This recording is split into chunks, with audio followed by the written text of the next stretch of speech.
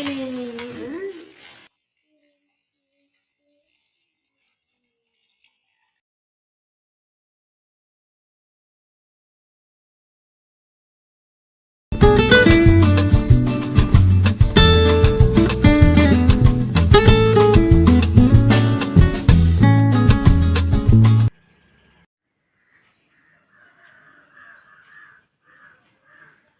Friends, welcome back to காலிஸ் kitchen.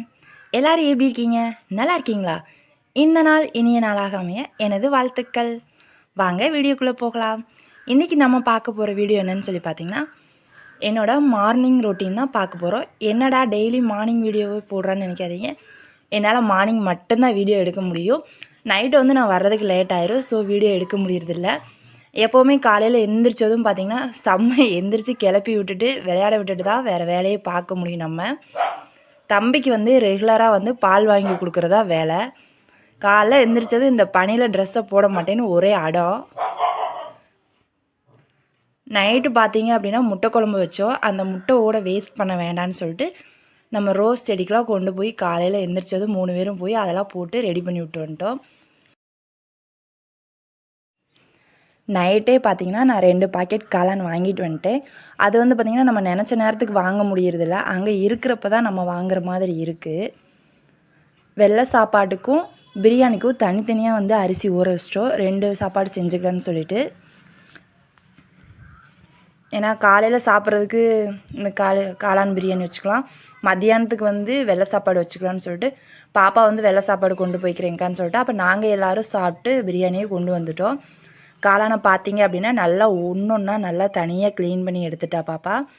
2 பேருமே பேசிக்கிட்டே காலையில் எந்திரிச்சோன்னே டீ குடிச்சிட்டு 2 பேரும் பேசிட்டு வேலையை ஸ்டார்ட் பண்ணிட்டோம். டீ குடிக்கும்போது பார்த்திங்கன்னா கரெக்டாக கரண்ட் ஆஃப் ஆயிடுச்சு.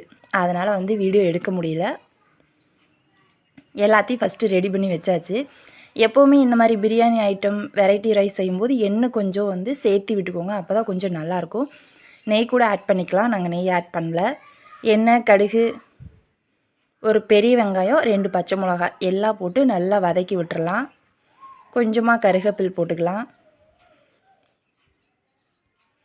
நல்லா வதங்கினதுக்கப்புறம் தக்காளி ரொம்ப சேர்க்க வேணாம். ஒரு தக்காளி அந்த மாதிரி சேர்த்தா போதும்.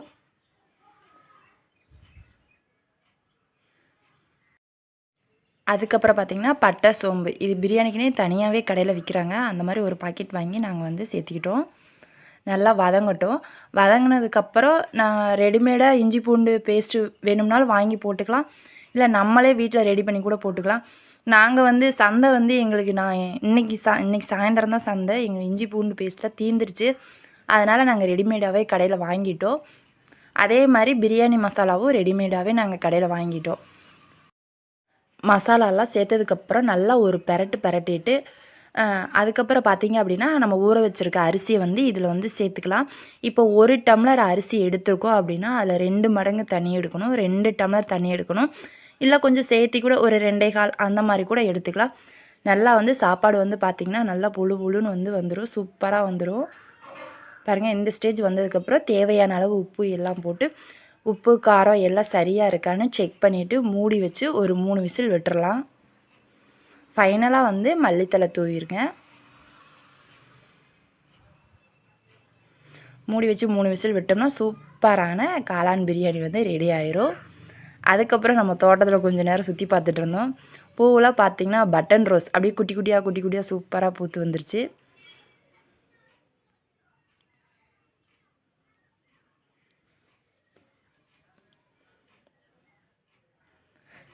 என்னமோ சாமிக்கிட்ட வேண்டிகிட்டு இருக்கா என்னன்னு தெரில. உத்து பார்த்து என்னமோ பேசிகிட்டு இருந்தேன். நானும் வீடியோ எடுத்துகிட்டு வரேன், திரும்பி பார்க்குறேன், பார்க்கவே மாட்டேங்கிறா. சாப்பாடு பாருங்கள் சூப்பராக வந்திருக்கு. இப்படி உதிரியாக வந்துருச்சு. ஓரளவுக்கு ரொம்பலாம் எதுவும் குலையில. டேஸ்ட்டும் வந்து நாங்கள் சாப்பிட்டு பார்த்தோம், சூப்பராக இருந்துச்சு. உங்களுக்கு இந்த ரெசிபி பிடிச்சிருந்துச்சி அப்படின்னா மறக்காமல் நீங்களும் ட்ரை பண்ணி பாருங்கள். காலையில் சாப்பிட்டுட்டு மதியானம் டிஃபனுக்கு நான் பேக் பண்ணிட்டேன். 2 பேரும் செல் இல்லாமல் வந்து சாப்பிடவே மாட்டேன்றாங்க. ஒரே போர்க்களமாக தான் இருக்குது. ஓகே, இதே மாதிரி நெக்ஸ்ட்டு ஒரு வீடியோவில் நான் உங்களை மீட் பண்ணுறேன். ஓகே, பாய்.